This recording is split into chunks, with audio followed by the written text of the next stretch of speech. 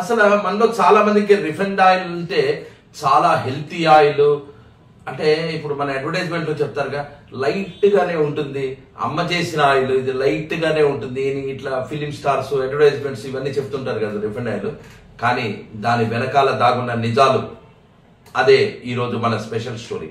అంటే ముందుగా మనం రిఫైన్డ్ ఆయిల్ తయారీ ఏ విధంగా జరుగుతుంది, దాని ప్రాసెస్ ఏంటి అనేది మనం తెలుసుకుందాం. ఈ తయారీ ముఖ్యంగా 5 రకాలుగా తయారవుతుందండి. ఈ రిఫైన్డ్ ఆయిల్ తయారీలో 5 ప్రాసెస్లు ఉంటాయి. అవేంటో మనం తెలుసుకుందాము.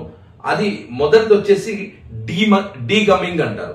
అంటే డీగమింగ్ అంటే చెత్త రాళ్ళు ఇలాంటివి ఆయిల్లోంచి ఏదైతే మన రిఫైన్డ్ ఆయిల్ తయారీలో మొదటి ప్రాసెస్ లో చెత్త రాళ్ళు ఇలాంటివి పాస్మెటిక్స్ ఇవన్నీ తీసేయడం జరుగుతుంది.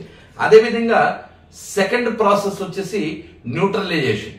ఈ న్యూట్రలైజేషన్ లో కాస్మెటిక్ సోడా తోటి ఫ్యాటీ యాసిడ్స్ ని తొలగించేస్తారు. అంటే కొన్ని ఫ్యాటీ యాసిడ్స్ మనిషికి అవసరం, అవి కూడా తొలగించేస్తారు.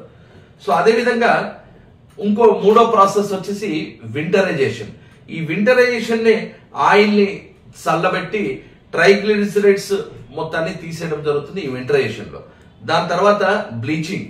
ఈ బ్లీచింగ్ అంటే ఆయిల్ మొత్తం ఇది అయిన తర్వాత అది కలర్ వేరే కలర్ లో ఉంటుంది కాబట్టి ఆ కలర్ ని తీసేసేదే ఈ యొక్క బ్లీచింగ్. ఇది తర్వాత